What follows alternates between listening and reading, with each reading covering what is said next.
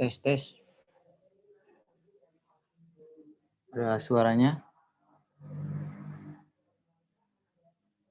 Ada Bang.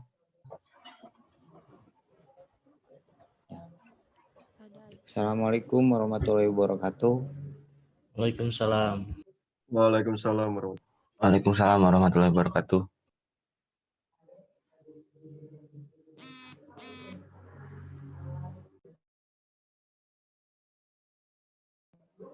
Pertama-tama mari kita panjatkan puji syukur kehadirat Ilahi Robi. Bahwasanya syukur alhamdulillah kita bisa berkumpul pada acara Disnatalis kali ini. Salawat serta salam mari kita curah limpahkan kepada junjungan alam, yakni Kanjeng Nabi Muhammad SAW. Kepada para keluarganya, sahabatnya, tabiat-tabiatnya, semoga sampai kepada kita selaku umatnya sampai akhir zaman. Amin. Di sini sebelumnya saya akan memperkenalkan diri terlebih dahulu. Perkenalkan, nama saya Sigit Muhammad Ridwan. Di sini saya diberi amanat untuk menjadi moderator. Ya, langsung saja di sini saya akan membacakan CV Pak Urip Indra Hartawan. Beliau ini ada Menteri Manajer Eksekutif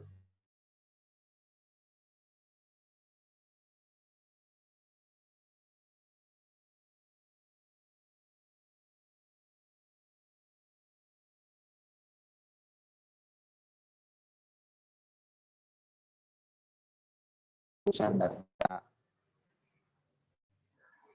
Terus spesialisasi teknisnya ada banyak, diantaranya ada server Windows, PHP, MySQL, terus Apache, dan masih banyak yang lain. Nah, sekarang langsung saja ke pemaparan materinya, yaitu peluang bisnis di dalam bidang IT di tengah pandemi COVID-19. Ya, kepada Pak Urip Indra Hartawan, kepadanya disilahkan. Terima kasih Mas Sigit. Assalamualaikum warahmatullahi wabarakatuh. Selamat pagi rekan-rekan semuanya, teman-teman di sini. Ini rata-rata, ya, mau tanya dulu nih, rata-rata semuanya dari rumah masing-masing atau ada ini di satu lokasi ya rata-rata? Di rumah masing-masing, Pak. Oh, rumah masing-masing. Oke, siap. Oke, bismillahirrahmanirrahim. Mungkin saya share screen dulu materi saya ya. Sebentar.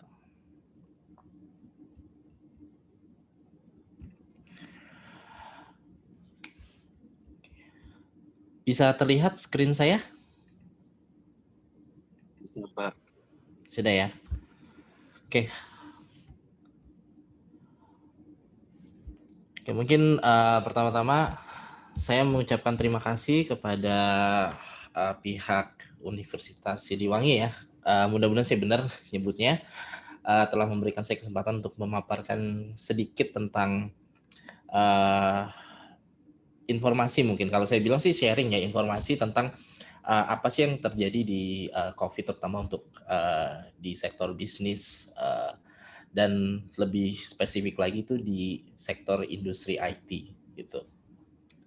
Nah, mungkin sambil typing di Zoom-nya juga, boleh tahu dong saya survei sedikit singkat, rata-rata ini dari jurusannya apa, baru masuk ataukah sudah istilahnya sudah semester berapa gitu, mungkin bisa di type in di Zoom-nya masing-masing. Nanti saya sambil mantau juga. Nah, chat saya nggak kelihatan ya, sebentar. Saya agak bingung nih kalau misalnya Zoom tapi pakai presentasi mode. Oke.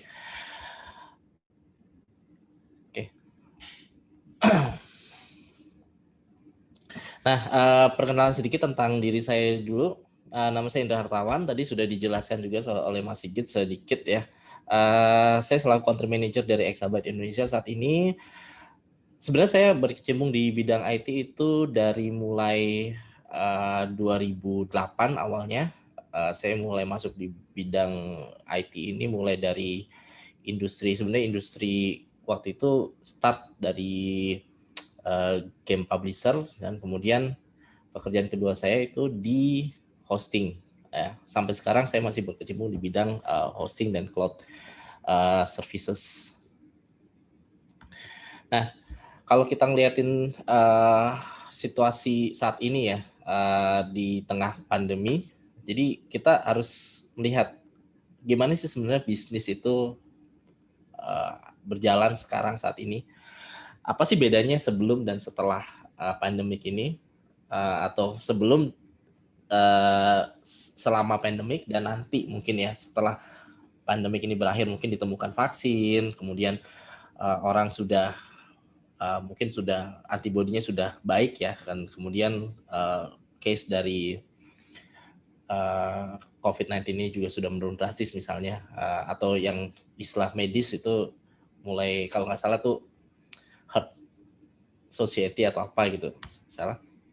Nah, itu apa sih yang terjadi? Nah, ini sedikit kilasan ya. Ini mungkin sebelum pandemik kita bisa melihat terutama di kota-kota besar itu sangat ramai. Jadi public area itu sangat crowded. Kemudian event-event tahunan atau event besar itu diselenggarakan mungkin yang levelnya lebih dari 1.000 orang, dan di public area dan lain-lain, dan bisnis yang kecil pun jadi itu ikut terbantu dengan adanya crowd ini. Tapi setelah adanya pandemik ini, bisnis mulai, terutama mereka yang mengandalkan keramaian itu mulai terdampak dan mulai kehilangan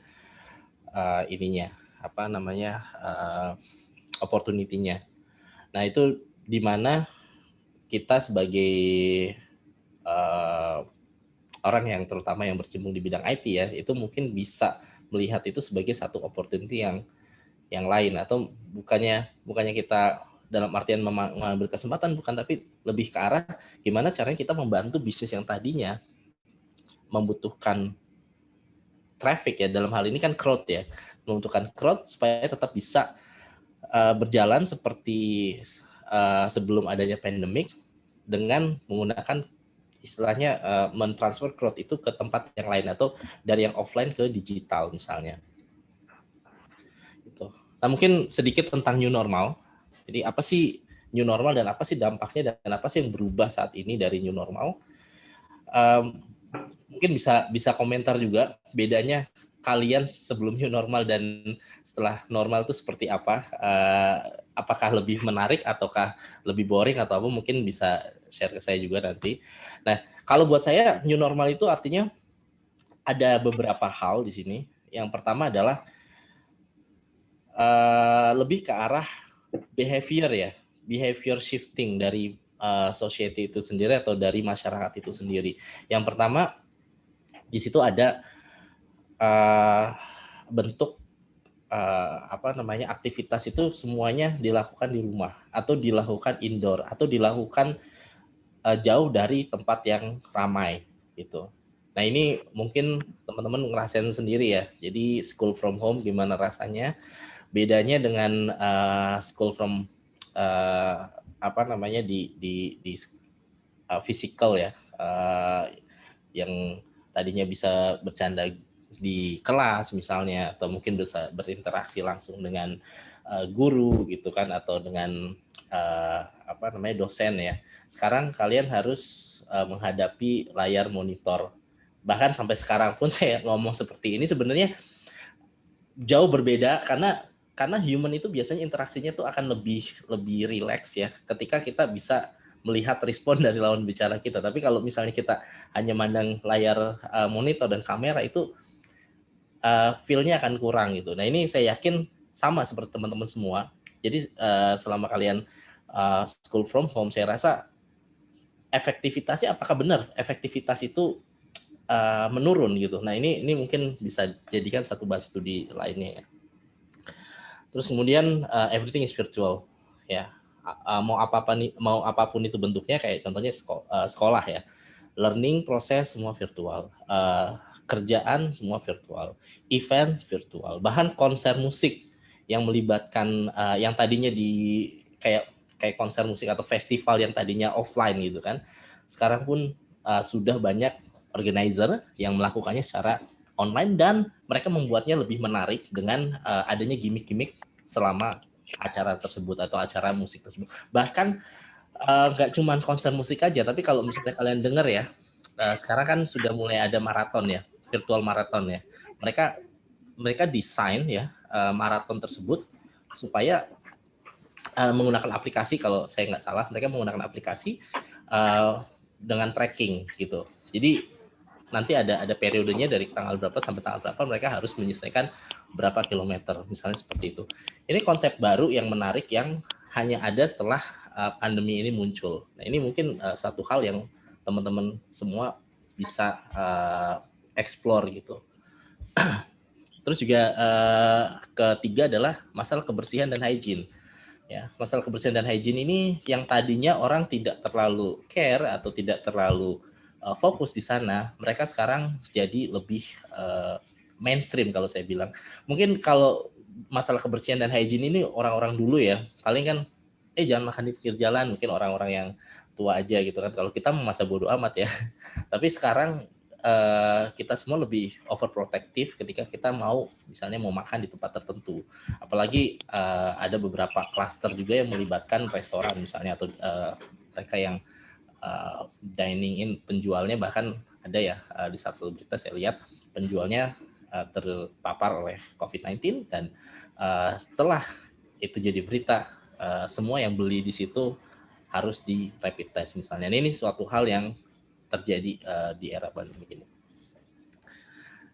Yang berikutnya yang terakhir itu empati dan solidarity activity ya.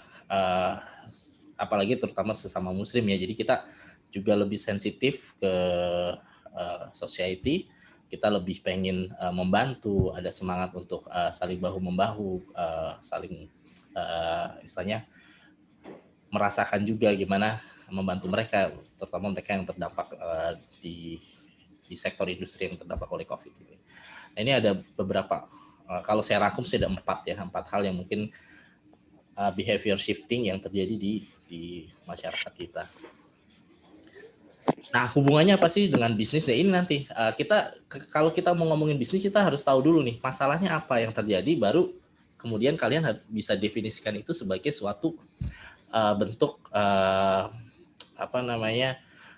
bisnis plan atau bisnis model yang mungkin kalian bisa manfaatkan. Oh, saya mau solving isu tertentu, problem tertentu di masa pandemi itu, atau bahkan nanti setelah pandemi ini berakhir. Nah, ini ada beberapa hal juga mungkin yang terjadi lebih ke people-nya ya, lebih ke orangnya ya. Yang pertama adalah orang sudah berubah dari offline completely dari offline completely online. Maksudnya apa? Ya tadi dari yang saya jelaskan di awal, masalah stay from home ya, maksudnya work from home, school from home, fitness from home bahkan, atau mereka lebih pilih makan di rumah gitu kan daripada dining di restoran dan lain-lain. Ini menjadi salah satu hal yang sudah wajar saat ini. Terus kemudian cashless payment meningkat. Ini juga bukannya hanya di behaviornya aja, tapi ini merupakan anjuran juga. Jadi menghindari kontak langsung dengan orang lain, salah satunya dengan penggunaan uang kertas, itu akan meningkatkan resiko terpaparnya COVID-19. Nah, kemudian adanya movement orang ya dari kota besar, dalam hal ini Jakarta, ke kota-kota kecil. Mungkin kalau kalian perhatikan di Tasik ya, ini benar ya, di Tasikmalaya kan ya. Di Tasikmalaya itu kalian perhatikan nggak sih, makin banyak orang yang dari luar Tasik datang akhir-akhir ini. Saya nggak tahu ya, tapi kalau di kota saya ngelihat justru di Jakarta sendiri mobilitasnya itu semakin jauh lebih berkurang saat ini.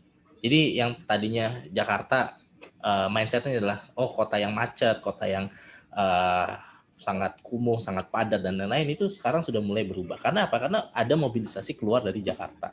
Dan ini menuju ke kota-kota kecil yang tadinya dianggap tidak ada potensi untuk bisnis, tidak ada potensi untuk istilahnya opportunity lah gitu. Karena apa? Karena di Jakarta sendiri juga banyak bisnis yang terdampak oleh sektor bisnis yang terdampak oleh COVID-19 ini, dan mereka sudah mulai gulung tikar lah, atau close the business, atau mungkin pengurangan karyawan dan lain-lain. Nah, ini merupakan fenomena yang terjadi saat ini. Nah, terus kemudian as an individual, shopping preference-nya juga berubah. Yang tadinya lebih konsumtif ke hal-hal yang tidak perlu, tapi mereka sekarang lebih konsumtif ke hal-hal yang berupa hobi misalnya, atau F&B misalnya, healthy lifestyle, farming, gardening, gitu. Atau mungkin equipment yang berkaitan dengan aktivitas mereka di rumah. Terus kemudian orang mulai menghindari public places. Nah, ini yang terjadi. Orang juga improving personal hygiene, ya. Terus physical contact dengan foreigner. Jadi mereka hanya mau berhubungan dengan atau punya physical contact dengan orang-orang yang mereka tahu aja.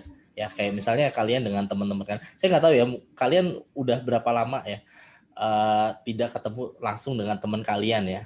Terutama yang mungkin yang kosnya agak jauhan gitu kan. Kalau masih kosnya dekat-dekat mungkin masih sering nongkrong di warung atau apa ya. Tapi kalau misalnya yang agak jauh mungkin itu sudah agak saya yakin sudah agak jarang gitu kan. Nah, ini ya ini merupakan fenomena juga. Saya juga jujur aja, saya tidak banyak kontak dengan orang secara fisikal, paling hanya lewat telekonferensi seperti ini atau mungkin dengan telepon gitu. Terus kemudian masker, ya ini merupakan sudah jadi primary saat ini penggunaan masker. Terus kemudian mereka lebih pilih untuk safety, mereka lebih pilih work from home misalnya. Nah, ini juga ada fenomena lain. Ini juga banyak sih terutama di bulan Maret, April ya, menjelang hari raya, ini banyak sekali berita mengenai ini, mengangkat masalah tren belanja online. Yang salah satunya yang menarik di sini adalah hal seperti sepeda ya, secara persentase itu naik drastis, dan webcam pasti ya, karena webcam kita pakai untuk komunikasi secara online seperti itu. Nah, ini saya ngambil data dari BPS. Nah, ada beberapa hal yang menarik di sini. Kalau misalnya ini juga memperkuat istilahnya tadi teori yang tadi di depan ya. Jadi ada masalah tempat-tempat rekreasi, public area seperti tempat perdagangan, retail, mall, rekreasi, itu semua menurun drastis secara movement. Ini data dari BPS, dan kalau nggak salah BPS juga ngambilnya dari Google Mobility Trends, kalau nggak salah, itu bisa di googling sendiri. Nah, kebanyakan orang lebih prefer stay di rumah. Ini mulai dari Maret, April, Mei, Juni. Nah, ini juga ada beberapa survei juga yang dilakukan oleh satu organisasi. Saya nggak lihat pasti source-nya, tapi saya ambil ini dari statista.com ya, itu bisa dicek sendiri di URL-nya. Jadi hal-hal apa sih yang kebanyakan dilakukan setelah pandemi ketika kalian beraktivitas di rumah?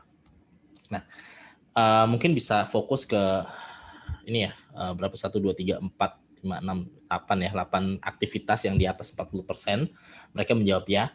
Jadi aktivitas-aktivitas ini adalah hal-hal yang sudah umum sekarang dilakukan. Jadi kalau kalian mau melakukan ide bisnis yang berkaitan dengan IT, nah kalian bisa explore dari aktivitas-aktivitas tersebut. Apa sih yang bisa di provide sebagai solusi ketika mereka melakukan aktivitas ini gitu. Salah satunya yang mungkin booming juga adalah gaming ya. Gaming itu booming. Kemudian online streaming media seperti Netflix, kemudian Disney Plus ya. Sekarang Disney juga lagi gencar-gencarnya dia mempromosikan layanan video streamingnya on demand. Ya, ini mungkin jadi satu hal yang bisa dilihat sebagai potensi bisnis di bidang IT. Nah, gimana caranya supaya kita tidak ketendang ya? Familiar ya dengan video ini ya. Kalian gimana caranya kalian supaya tidak terlempar dari kompetisi, terutama dengan ketatnya bisnis di bidang IT selama pandemi? Karena kenapa saya bilang ketat? Karena semua orang larinya ke online. Jadi apapun yang mereka lakukan tadinya offline, kayak contohnya mall, event organizer, ya. Seperti tadi saya bilang ya, mereka yang tadinya melakukan mengorganize event secara offline, kayak pertunjukan konser musik atau mungkin event workshop dan lain-lain, mereka semuanya pindahkan ke online. Nah, ketika mereka semua pindah ke online, artinya yang tadinya kita punya knowledge di bidang IT merupakan nilai plus, sekarang sudah menjadi sesuatu yang mainstream. Jadi sesuatu yang normal kalau kita punya kemampuan IT, dan kompetensi ini pun banyak yang sekarang yang tadinya nggak bisa sekarang dipaksa belajar untuk tahu.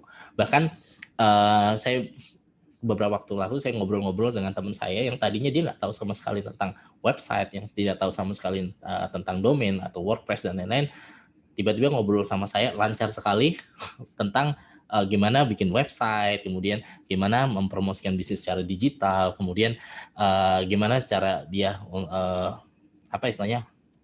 melakukan strategi pemasaran melalui sosial media, Instagram, Facebook dan lain-lain. Ini sih cukup mengejutkan buat saya ya, karena saya tahu benar 2-3 tahun yang lalu dia buta sekali masalah ini, tapi sekarang kayaknya kita udah punya frekuensi yang sama ketika saya ngobrol dengan dia. Nah ini juga menjadi salah satu challenge kita juga, terutama teman-teman yang sekarang basicnya udah IT. Saya nggak bilang teman-teman ini ketinggalan nggak, tapi kalian harus bisa mengambil kesempatan lah. Jadi kalian sudah punya basic ilmunya, paling nggak kalian sudah punya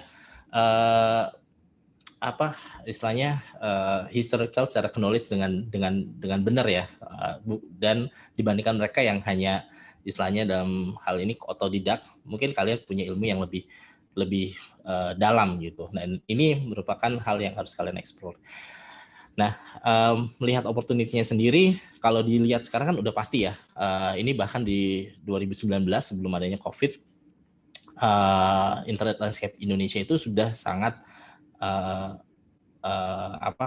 crowded dengan adanya digital ya, kayak aktivitas di YouTube, WhatsApp, Facebook, penetrasinya itu semakin kesini semakin meningkat, terutama di Instagram ya, Instagram dan YouTube.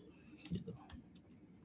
Nah ini juga landscape dari penggunaan internet di Indonesia ya, terutama di sosial media, kemudian berapa banyak persentase penetrasi yang menggunakan mobile phone saat ini dibandingkan populasi Indonesia yang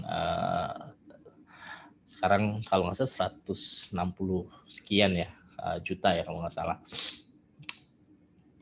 Nah, berarti potensinya itu sudah sangat besar gitu. Nah, yang menarik dan menjadi pemberitaan juga ya di salah satu di banyak portal berita adalah tentang Zoom ya, tentang Zoom ya, software yang kita pakai saat ini. Jadi yang menarik adalah dari mulai pandemi ya, start ya di bulan Maret sampai saat ini, Zoom membukukan kenaikan saham mereka yang sangat signifikan. Kalau saya lihat itu, kalau dilihat sendiri grafiknya ya, ini mungkin 6 kali lipat ya, atau 600% ya selama 6 bulan. Dan ini merupakan hal yang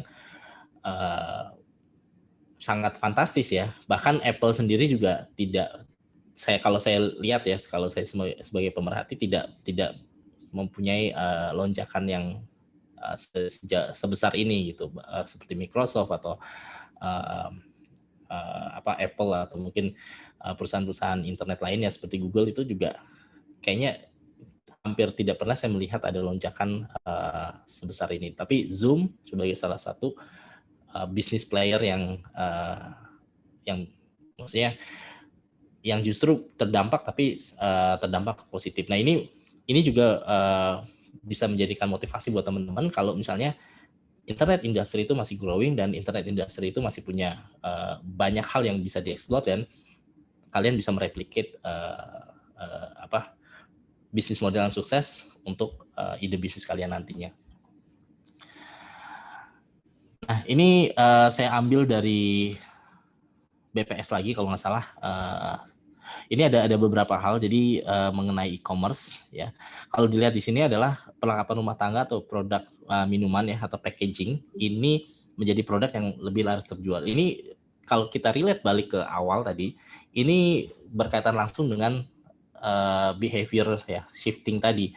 Yang tadinya orang lebih suka ngobrol ketemu di warung kopi misalnya atau mungkin ngobrol di restoran dan lain-lain atau ketemuan di mall.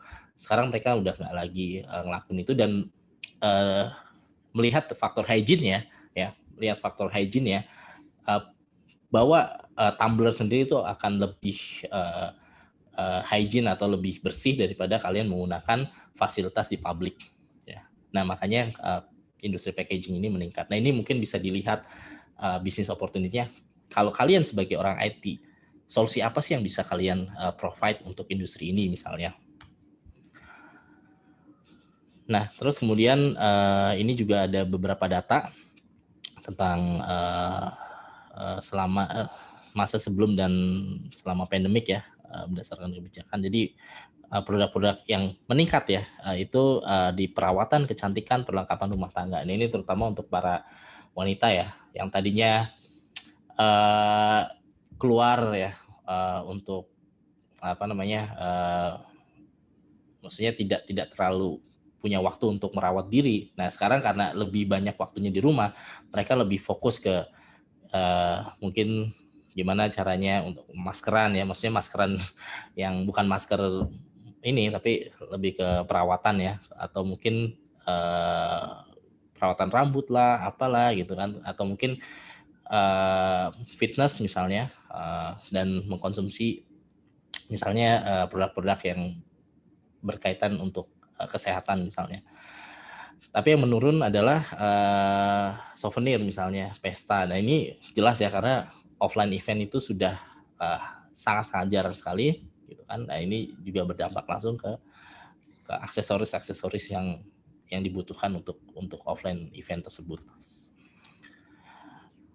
Nah kalau ini lebih menyoroti di bidang food and beverage ya. Jadi makanan apa sih yang lebih lebih diminati ya, penjualannya meningkat dan mana yang menurun. Salah satunya di situ ada bumbu instan ya. Nah ini menarik. Kenapa saya bilang menarik? Karena tadinya orang lebih suka jajan di luar, praktis ya, gampang. Tapi sekarang dengan adanya pandemik ini mereka lebih banyak di rumah, kemudian mereka juga bosan dengan makanan yang itu aja, mulai bereksplorasi, mulai start dari bumbu instan, tapi nanti mereka udah mulai fokus ke makanan-makanan yang mereka buat sendiri. Nah ini mungkin beberapa slide terakhir. Waktunya masih ada ya, Mas Moderator? Halo? Masih banyak, Pak. Oke, siap. Nah, ini sektor-sektor apa sih yang saat ini terdampak sangat buruk? Yang pertama jelas aviation ya, travel industry ya, kayak industri misalnya pesawat terbang, bandara sepi, kemudian hospitality ya, dalam hal ini mungkin event planner ya, jadi event organizer ya, ini juga terdampak sangat parah. Jadi kalau saya lihat ya, untuk Exabyte sendiri, kita sebelum adanya pandemi, kita ini ada beberapa event rutin. Contohnya, kita punya event 2 mingguan yang kita lakukan di kantor kita. Jadi, dan size-nya mungkin kecil ya, mungkin hanya 30-40 orang. Ya. Tapi itu kita lakukan rutin 2 mingguan. Nah, semenjak ada pandemi, kita pindahkan online semua. Gitu. Kalian bisa lihat kalau untuk melihat event-event online kita apa aja itu ada di exabyte.co.id/events. Nah, kalian bisa lihat kenapa sih semenjak pandemi kita punya webinar yang sangat banyak. Padahal sebelumnya kita juga punya webinar, tapi nggak sesering yang sekarang gitu misalnya. Itu karena kita shifting. Hotel misalnya, hotel sekarang udah mulai sedikit recover ya, karena juga ada dukungan dari pemerintah yang menjadikan hotel itu merupakan salah satu tempat untuk melakukan isolasi. Nah ini menurut saya merupakan langkah yang baik juga buat dari pemerintah ya, karena ini mendukung juga mereka yang bisnisnya sedang lesu, gimana caranya untuk tetap bisa survive di masa pandemi ini. Food and beverages, nah ini lebih fokus ke mereka yang dine in ya, dan mereka yang tidak memiliki channel online ya. Ketika mereka hanya fokus di physical bisnis saja ya, tanpa adanya online channel seperti Grab atau GrabFood atau GoFood ya. Nah ini mereka bisa dibilang penurunannya sangat drastis gitu. Dan bahkan untuk beberapa stall di ini ya, food court ya, di kantor ini misalnya, yang tadinya kantor ini kan trafficnya lumayan, artinya di sini ada 35 lantai ya. Sekarang kalau saya lihat food court di bawah itu kadang buka, kadang tutup, kadang buka, kadang tutup. Nah, saya juga nggak tahu apakah mereka istilahnya dengan tutupnya mereka juga mendapatkan keringanan dari pihak gedung, saya juga nggak tahu. Tapi yang jelas omset mereka pasti akan sangat-sangat terdampak lah oleh ini. Nah, retail industri juga. Retail industri di sini balik lagi buat mereka yang tidak mempunyai omni channel atau tidak memiliki channel digital ya, seperti saya nggak tahu ya, Matahari ya, kemarin juga sempat ada berita kalau mereka mau kolaps atau apa, saya juga kurang yakin, atau mungkin ini Giant misalnya, atau mungkin kemarin saya lupa yang sempat tutup itu apakah Giant atau apa ya, kemarin sempat tutup itu, beritanya agak heboh. Nah itu juga di bisnis retail, kalau mereka tidak shifting ya, mereka jelas omsetnya akan berkurang. Di pasar tradisional misalnya, kayak saya sempat jalan-jalan di pasar Pulau Gadung, ada satu toko dia retail juga, mereka jual-jual kaos dan lain-lain. Mereka mengubah bisnis channelnya ya, dari yang hanya offline, yang hanya mengandalkan orang yang datang ke pasar atau datang ke situ, mereka ubah jadi mereka bikin banner di situ bilang mereka bisa menyediakan delivery online. Kalau mereka ingin belanja bisa hubungi nomor WhatsApp tertentu gitu. Nah ini merupakan hal yang memang harus mereka lakukan saat ini, karena kalau mereka nggak lakukan, jelas mereka akan kehilangan revenue dari bisnisnya, atau mereka akan jauh lebih rugi. Nah ini juga berlaku ya di beberapa klinik ya. Di beberapa klinik konsultasi yang saya lihat ya, ada yang sudah melakukan konsultasi online menggunakan WhatsApp atau platform seperti Zoom misalnya, atau Google Meet misalnya. Jadi mereka hanya ketika mereka mau konsultasi ya dengan dokternya, mereka bisa melakukan booking dulu, kemudian nanti dikasih linknya lewat WhatsApp, kemudian mereka tentukan gitu kan, nanti keuntungannya dari mana? Keuntungannya adalah mereka harus ngambil obatnya dari klinik tersebut. Nah ini merupakan bisnis model yang bisa dilakukan. Kalau mereka nggak evolve ya seperti itu, mereka bahkan nggak bisa punya pelanggan lagi. Oke, tadi yang negatif-negatif. Nah ini mungkin hal yang kalian perlu perhatikan ya untuk bisnis atau industri-industri yang ternyata grow. Yang pertama adalah personal protective equipment kayak masker. Kemudian kalau tenaga medis sekarang pakai yang full itu ya, kayak baju astronot itu, atau mungkin hand sanitizer atau hal-hal yang berkait. Ini kan lebih ke protective equipment ya, kayak misalnya sarung tangan atau mungkin shield ya, face shield seperti itu. Nah, ini juga meningkat ya karena demand-nya banyak. Saya juga dengar dari teman saya kemarin yang naik kereta api, setiap penumpang itu dikasih satu face shield. Nah ini dan face shieldnya cukup bagus kalau menurut saya kualitasnya. Jadi ini merupakan satu hal yang industri yang growing karena demand-nya ada. Terus kemudian online meeting platform kayak sekarang kita pakai Zoom misalnya atau Google Meet atau Microsoft Teams misalnya. Ini merupakan industri yang growing. Cyber security juga dengan maraknya online orang atau pengusaha atau bisnis ya go digital, serangan di internet itu meningkat. Nah ini juga dibuktikan dengan beberapa pelanggan kita yang concern dengan keamanan dari servernya misalnya atau keamanan dari websitenya, kemudian mereka mencari solusi ke kita itu misalnya. Cloud industry ya, ini seperti AWS. Maaf ya ada iklan dari gedung. Ya. Jadi ada AWS misalnya atau Google Cloud atau VPS hosting, cloud hosting itu juga meningkat karena kebutuhan orang untuk go digital dan pengen punya website sendiri. E-learning juga, ya, e-learning seperti yang kita lakukan sekarang, saya yakin dari pemerintah atau dari institusi pendidikan juga harus mulai mencari cara gimana caranya untuk mengimplementasikan sistem e-learning yang benar dan meningkatkan efisiensi pembelajaran ya. Jadi nggak asal aja kita pakai Zoom terus kemudian materinya dikasih seperti oke ini materinya bisa dilihat. Kalau menurut saya itu masih kurang efektif untuk pembelajaran karena saya jujur aja saya punya anak umur SD ya dan saya lihat anak saya tuh makin hari makin gak minat sekolah. Karena apa? Karena gimana ya gurunya aja kurang punya atau tidak bisa memaksimalkan teknologi untuk e-learning ini atau untuk pembelajaran.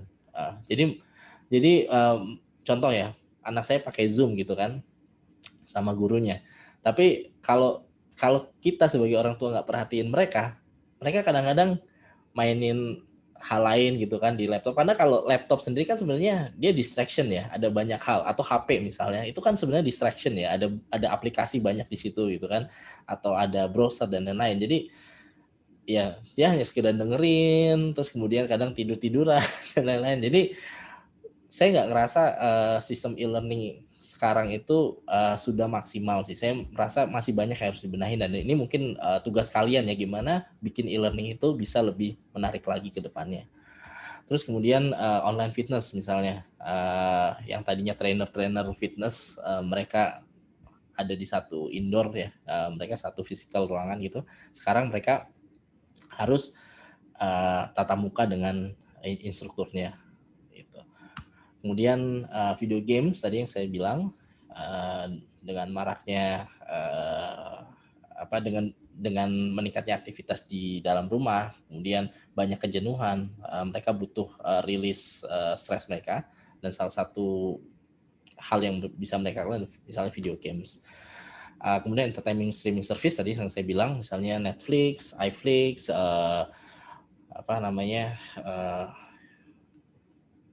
Disney ya tadi Disney Plus dan lain-lain itu merupakan salah satu bisnis yang di industri ini. Kemudian grocery delivery ya seperti sekarang dulu ada apa yang namanya Honeybee ya Honestbee kalau nggak salah itu udah tutup. Saya juga nggak tahu padahal mereka cukup istilahnya untuk industri itu cukup baik, tapi saya nggak tahu kenapa tutup. Kalau sekarang sih saya kalau nggak salah adanya Happy Fresh ya salah satunya itu contoh di bidang ini. Kemudian food delivery, GrabFood, GoFood ya, atau mungkin ada yang lain yang nanti menyusul ke depan.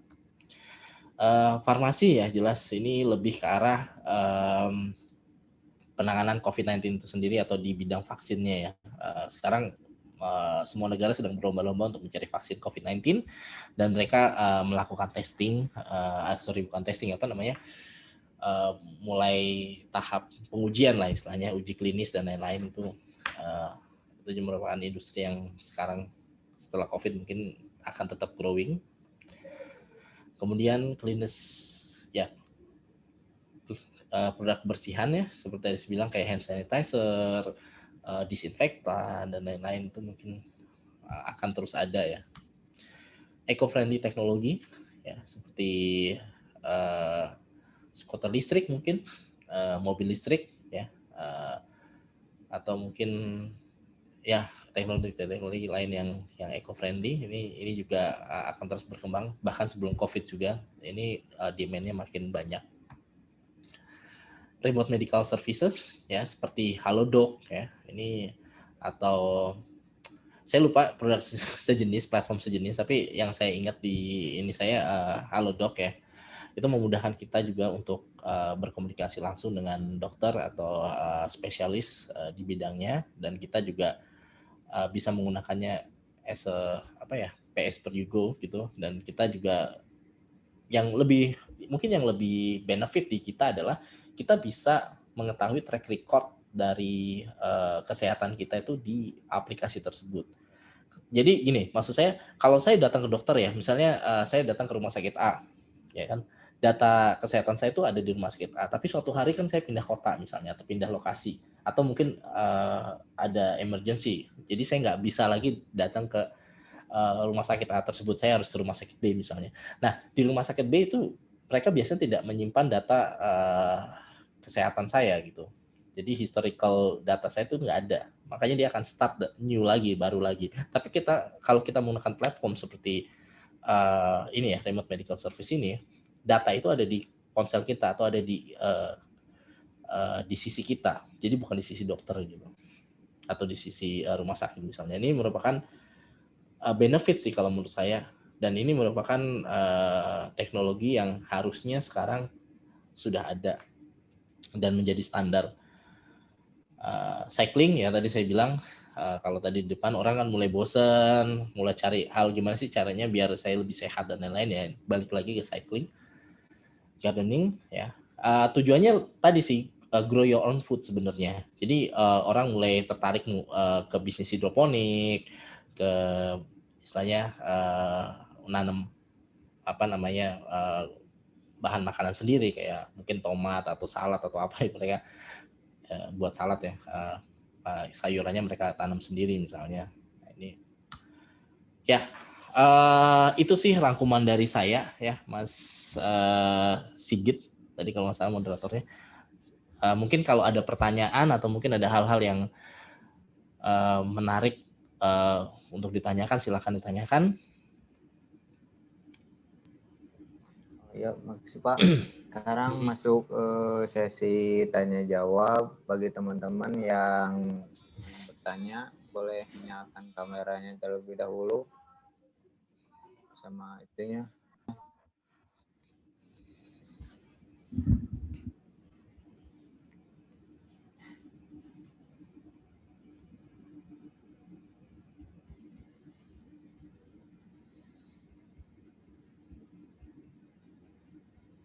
Ayo, ada yang mau bertanya silakan. Atau sudah bosan mendengarkan pemaparan saya? Saya Pak izin bertanya.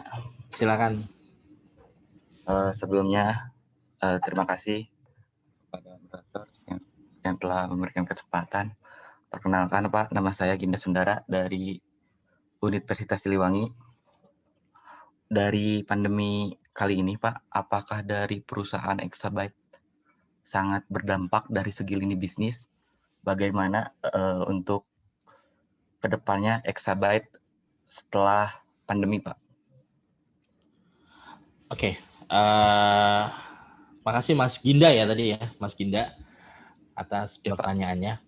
Jadi gini, alhamdulillah untuk sektor bisnis seperti hosting tadi itu merupakan salah satu sektor yang justru dibutuhkan ya selama pandemi.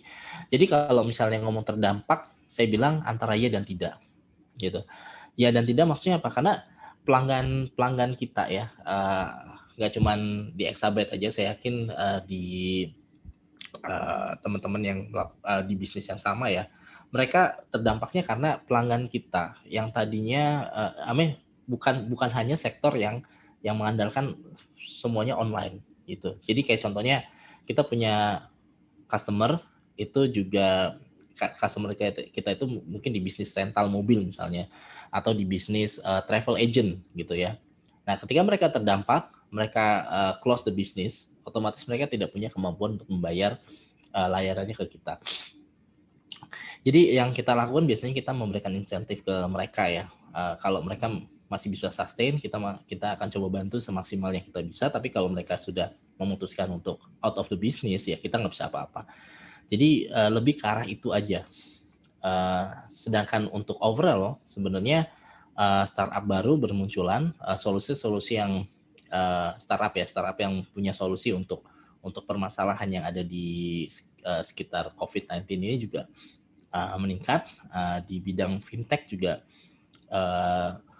mereka saya rasa masih bisa sustain ya. Jadi ya balik lagi berdampak atau enggak, kalau kita nggak ngelihat secara drastis gitu ya. Artinya kita masih ada grow, tapi mungkin karena overall di Indonesia secara ekonomik juga sedang tidak baik ya. Jadi kalau saya bisa bilang hanya kurang maksimal aja.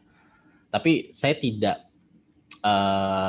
tetap positif ya dalam hal ini karena sektor industri lain itu masih growing, artinya bahkan untuk Indonesia sendiri ya, saya masih cukup positif sih melihatnya, karena kita harus melihat semua permasalahan itu harus dari sisi yang lebih baik gitu. Ya, itu mungkin bisa menjelaskan.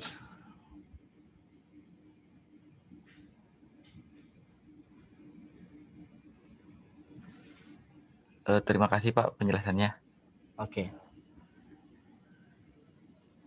Ya, ada lagi yang ingin ditanyakan? Atau mungkin saya kalau boleh balik bertanya, ada nggak di sini yang punya ide bisnis tertentu saat ini nih? Kalian mikir, Pak, boleh nggak saya punya bisnis seperti ini gitu? Dan menurut Pak Indra itu gimana sih prospeknya misalnya? Itu saya juga mungkin bisa lah saya sedikit menjawab. Kalau ada ya.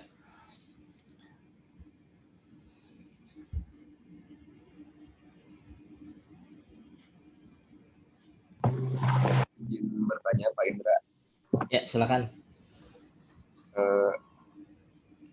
Selama masa apa sih namanya, kayak misalnya kan Mas Indra ini country manager di Exabyte Indonesia.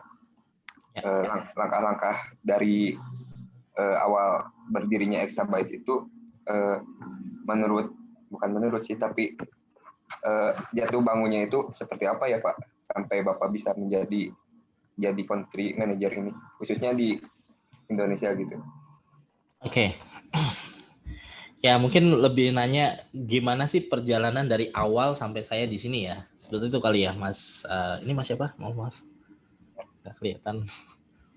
Ya benar Mas. Jadi kayak Mas Fajar ya? Benar ya? Langkah-langkah sama tantangannya Pak. Ya, pertama kalau dari saya sih, misalnya kalau Mas Fajar pengen istilahnya mau di puncak karir ya, nomor satu adalah harus fokus gitu, harus fokus dengan apa yang dihadapi saat ini gitu, itu nomor satu. Oke, mungkin sedikit flashback ya, saya tadi bilang saya start dari sistem administrator, atau kalau sekarang mungkin lebih ke arah customer service kali ya. Kalau misalnya kalian telepon gitu kan ke perusahaan apapun, misalnya ke hosting atau punya masalah teknis, saya biasanya yang menangani masalah teknis. Jadi entah itu emailnya bermasalah, websitenya bermasalah, itu dulu saya seperti itu. Nah, tapi saya nggak hanya fokus di situ. Saya mendengarkan apa yang masalah dari pelanggan-pelanggan kita dulu ya. Jadi masalahnya apa sih ini? Terus kemudian saya lihat kok kebanyakan masalahnya sama ya itu ya. Nah kita punya concern gimana cara bantu pelanggan gitu. Gimana cara bantu pelanggan supaya lebih baik. Nah dari informasi kumpulan masalah itu saya bilang oh ini kayaknya sebenarnya kita punya solusi loh untuk ini biar customer nggak komplain terus gitu kan. Jadi saya selalu berusaha untuk bilang ke supervisor saya atau ke manajer saya bilang ini bisa nggak sih implementasi solusi ini gitu kan supaya pelanggan kita tuh lebih baik lagi ya itu balik lagi ya nanti manajemen decision ya mau seperti apa tapi intinya adalah kita harus sensitif dengan permasalahan yang ada di pelanggan kita atau lebih ke arah masalah yang dihadapi oleh perusahaan kita itu awalnya seperti itu. Nah ternyata setelah diimplementasikan ya lebih baik dan at some point saya dipercaya untuk handle tim gitu kan. Terus kemudian karena menurut manajemen kinerja saya bagus, saya dipercaya untuk waktu itu jadi manajer technical ya. Sampai akhirnya suatu saat awalnya kan saya dari kerja di Singapura ya. Kemudian saya kembali ke Indonesia for good ya karena saya menikah waktu itu dan istri saya kebetulan PNS jadi saya nggak bisa lagi kerja dari sana. Nah pas di Indonesia itu perusahaan saya ya yang waktu itu di Singapura dia butuh support gitu kan. Nah kemudian saya jadi istilahnya chief representative officer atau gampangnya itu kepala kantor ya untuk yang business unit yang di Indonesia gitu atau untuk kantor perwakilan di Indonesia. Nah dari situ manajemen lihat performa saya bagus, kemudian ketika dari manajemen mau buka PT di Indonesia, saya yang jadi kandidat pertamanya gitu. Dan saya menjadi country manager itu bukan berarti kayak overnight gitu ya. Saya bisa tahu-tahu hari pertama saya tahu semua apa yang harus saya lakukan, enggak. Saya banyak belajar dari tim saya, dari senior saya, dari manajemen juga, dari mungkin bahkan dari pelanggan-pelanggan kita ya. Bagaimana menjalankan atau drive atau membesarkan ya Exabyte Indonesia ya gitu. Nah, jadi tadinya saya cuma technical, saya juga mulai belajar tentang sales, saya mulai belajar tentang marketing, saya mulai belajar how to read operational gitu. Bahkan saya jadi ke-expose juga ke sistem perpajakan di Indonesia lah dan lain-lain itu masalah legal di Indonesia itu juga salah satu proses learning saya seperti itu. Ya, selama 3 tahun ini challenge yang terbesar adalah ya memang masuk ke pandemik ini ya. Justru ketika pandemik ini datang itu satu ya, kita punya plan yang matang ya. Kita sudah punya plan, oke 2020 kita akan lakukan 1, 2, 3, 4, 5. Tapi semuanya berubah kan. Jadi pandemi ini datang, kondisi langsung berubah 180 derajat ya. Yang tadinya kita offline event sudah kita plotting, ada yang 2 mingguan yang tadi saya bilang ada yang annual, kita harus shifting ke online semua. Itu satu. Terus kemudian dari sisi operasional juga yang tadinya kita di kantor semua ya, kita punya kurang lebih 120 waktu itu 120 karyawan semuanya work from office. Ketika ada pandemik ini kita minta mereka untuk work from home semua dan challenge-nya sangat berat karena apa? Karena mereka belum terbiasa, itu nomor satu. Mereka kebanyakan dari mereka belum terbiasa untuk kerja remotely ya, work from home dengan minimum supervision ya, dengan pengawasan yang minimal. Karena kalau kita kerja di rumah itu udah based on trust semua. Gitu. Saya nggak mau kayak terlalu micromanage mereka. Kemudian saya yakin lah kayak misalnya Mas Fajar kalau pagi, siang, sore, malam saya tanyain Mas Fajar lagi ngapain, pasti nggak nyaman kan gitu.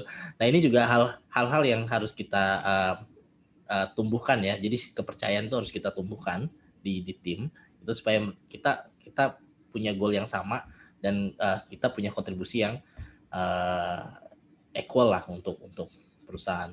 Nah ini nggak mudah untuk menumbuhkan solidaritas atau atau membentuk tim yang solid, padahal kita nggak secara fisikal itu tidak berhadapan langsung lah gitu. Ini hal yang sangat sulit. Dan yang kedua adalah kalau di sisi saya, jadi kalau dulu ya kita buat saya meeting itu kayak jarang, tapi kalau sekarang meeting jadi lebih banyak gitu. Jadi justru kalau saya merasa saya lebih sibuk ketika ada pandemik ini daripada sebelum ada pandemik. Kalau sebelum ada pandemik justru kita malah lebih banyak interaksi langsung gitu kan, dan kayaknya nggak perlu meeting panjang gitu. Tapi semenjak pandemik dari pagi sampai siang itu ada aja gitu meeting. Nah ini batasan jam kerja malah jadi nggak jelas kalau saya lihat ya. Karena kadang-kadang abis jam kerja kayak kita kayak ada ide baru lagi muncul terus kita coba dan lain-lain itu. Ya mungkin challenge-nya adalah penyesuaian sih pandemik ini. Ya semoga menjawab ya. Ya, terima kasih Mas Indra. Mungkin menjadi pimpinan di suatu perusahaan itu jangan bosan buat mendengar gitu ya Mas. Terus iya. Satu lagi mungkin ya Mas, selama pandemi ini pasti banyak yang harus beradaptasi. Nah mungkin beban seorang pemimpin di salah satu perusahaan sendiri adalah memimpin salah satu teammates-nya sendiri gitu. Nah menurut Mas Indra sendiri komunikasian yang baik di tengah pandemi ini kayak gimana ya? Terus kayak manajemen secara misalnya manajemen risiko, terus manajemen kayak proyeknya itu yang baiknya itu seperti apa ya, Mas? Oke, masalah komunikasi ya. Ya, masalah komunikasi akan selalu jadi masalah sih. Jadi ini semakin orang tidak berinteraksi satu sama lain, trust-nya itu akan semakin berkurang. Itu kalau saya bilang itu hukum yang pasti ya. Jadi ketika kita udah tidak berkomunikasi secara intens gitu kan. Nah, kepercayaan satu sama lain tuh udah memudar. Itu biasanya itu pasti terjadi. Terus kedua, kita harus menyamakan visi. Kita reminder ya. Jadi apakah kita masih punya visi yang sama? Apakah kita masih punya goals yang sama atau tidak untuk perusahaan? Ini harus selalu di emphasize ya, atau harus selalu dicek ya. Itu nomor satu. Terus yang berikutnya adalah kita harus ada rutin meeting untuk cek each other gitu. Artinya nggak hanya dari sisi pekerjaan aja, tapi lebih ke personal juga. Jadi artinya bukan artinya personal yang terlalu personal, nggak. Maksudnya dalam artian challenge apa sih secara personal yang mereka hadapi gitu setelah work from home misalnya. Nah ini kita harus mendengar ya masukan yang mungkin perusahaan harus lakukan biar mereka lebih excited lagi untuk walaupun mereka work from home, atau mungkin hal-hal apa yang bisa kita berikan supaya mereka nggak bosen gitu kan, atau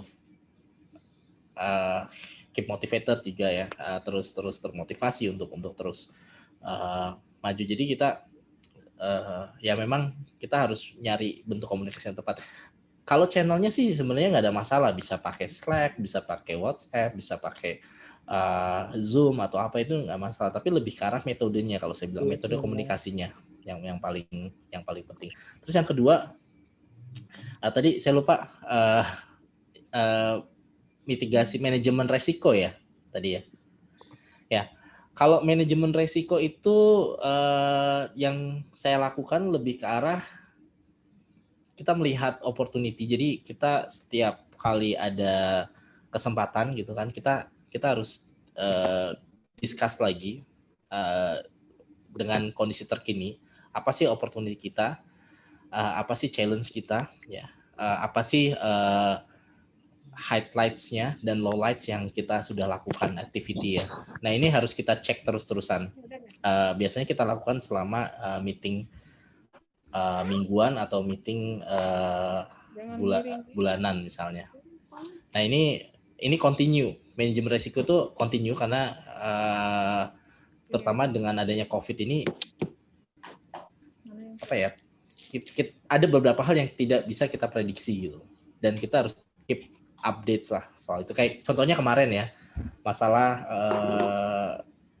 Omnibus Law misalnya, ya terlepas pro dan kontranya, saya mendukung apapun yang merupakan aspirasi. Cuman kalau sampai ada hal-hal kayak pengerusakan dan lain-lain, jelas ini merugikan ya, bukan hanya merugikan buat mereka ya, tapi merugikan juga buat pengguna fasilitas ya, misalnya kayak ada halte yang dirusak dan lain-lain, itu juga saya sangat menyayangkan sih gitu. Ya, itu aja sih. Ya, terima kasih Mas Indra, sangat mencerahkan gitu. Mungkin dari kawan-kawan lainnya ada yang mau bertanya lagi. Bagi teman-teman yang ingin bertanya boleh menyalakan mic-nya. Mohon maaf Pak, izin masuk. Cek. Ya, silakan. Sebelumnya mohon maaf juga ya nggak bisa on cam. Soalnya kamar mandinya agak jauh gitu. Nggak apa-apa. Ini Pak, tadi kan Bapak itu nanya terkait ke bisnis yang bisa dikembangkan. Ya. Nah, saya itu sebelum pandemi punya ide kayak gini Pak. Konsepnya itu mirip Gojek. Cuman drivernya itu semua orang yang punya motor. Jadi ide itu muncul pas saya lagi jalan kaki nih dari kosan ke kampus. Nah, di jalan itu banyak motor yang istilahnya itu cuman sendirian lah.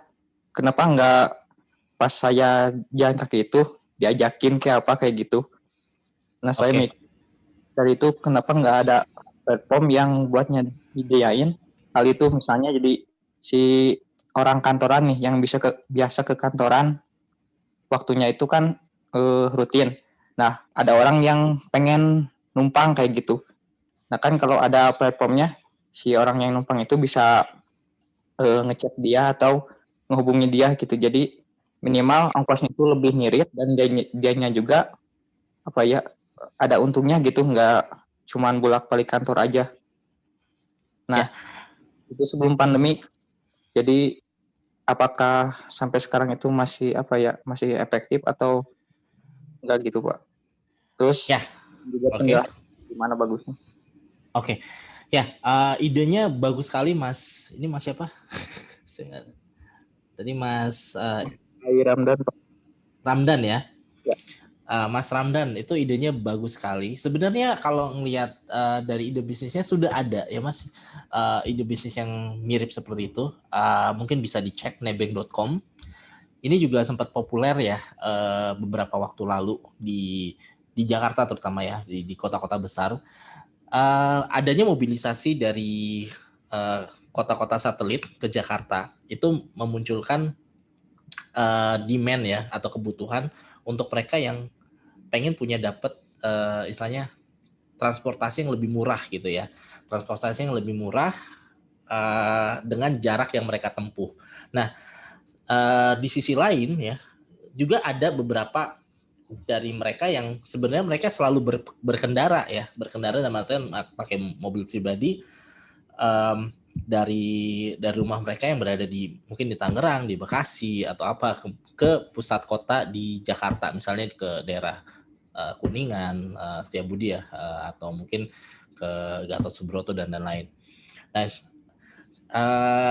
jadi itu ada yang sudah melihat peluang itu, cuman kalau saya lihat sih lebih ke arah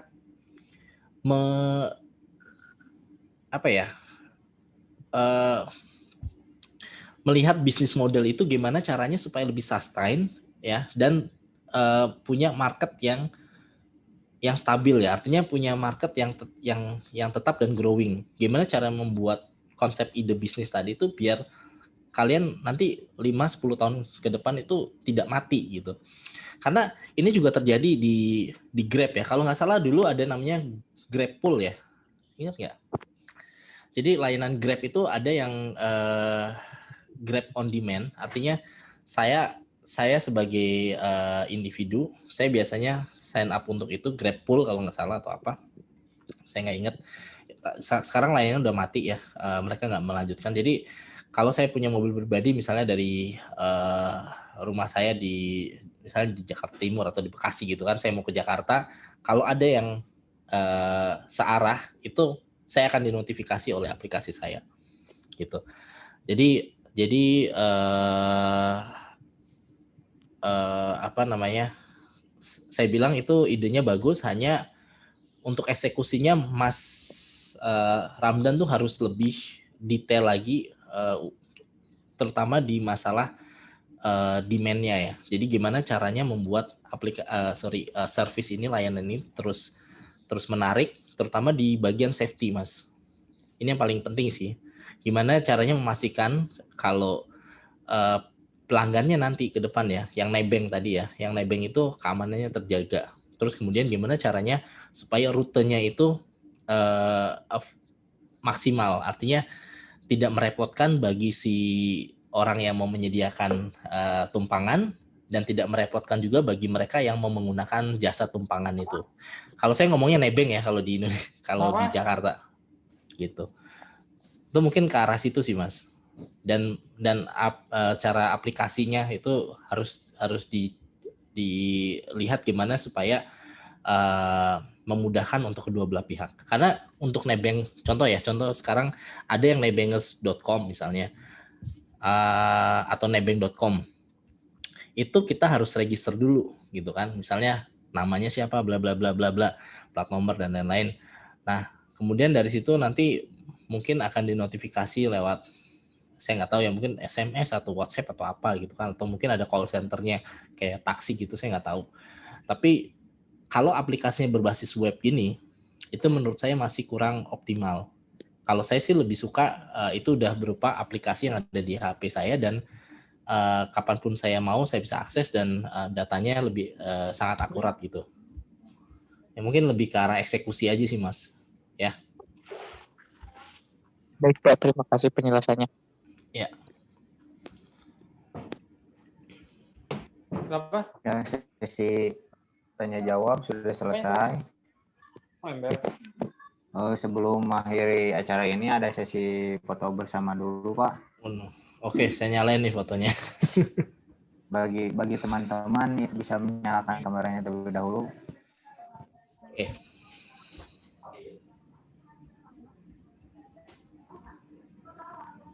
Ya. Kita mulai. 1, 2, 3.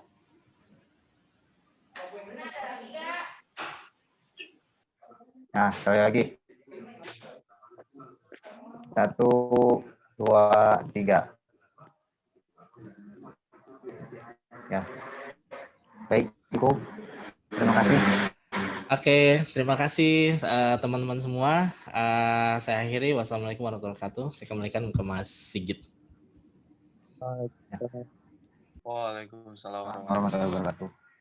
Alhamdulillah, pemaparan materi dari Pak Indra sudah selesai. Semoga materi yang Bapak sampaikan bisa bermanfaat bagi kita semua. Mohon maaf bila ada kekurangan atau kesalahan. Wabillahi taufiq wal hidayah. Wassalamualaikum warahmatullahi wabarakatuh.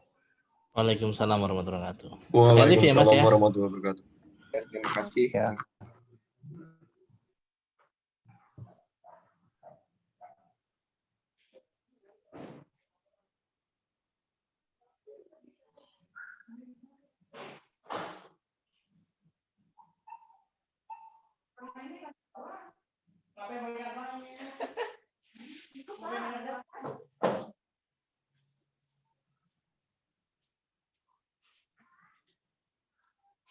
Bantah, Pak. Habis, Pak. Bawa buku buat sampai selesai. Udah. Pulsa nggak buat di jalan? Hah?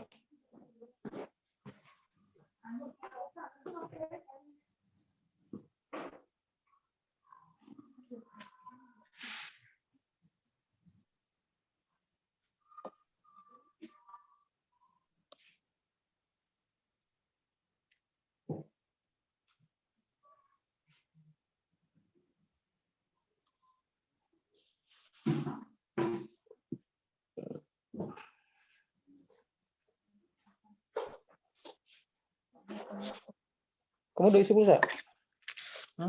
Ada WA-nya nggak? Kamu udah paketin belum?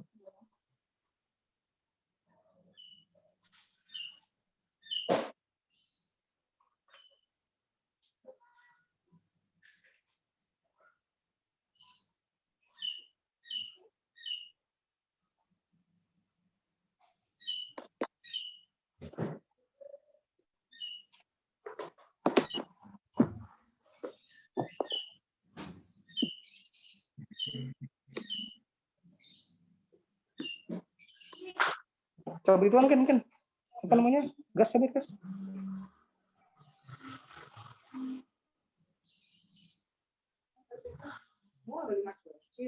Tas itu mana? Dek, masukin nih. Taruh itu aja, plastik, karung plastik terus nyusul.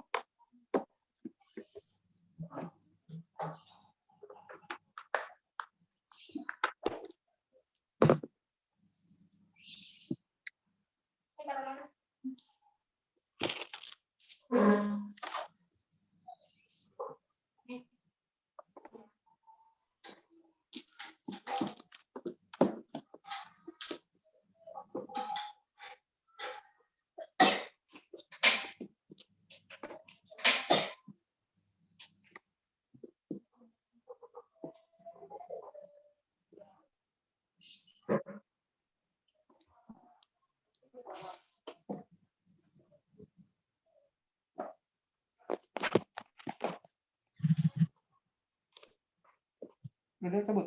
Udah. Hah? Udah. Terus cabut gas? Ya, terus cabut. Oh, udah.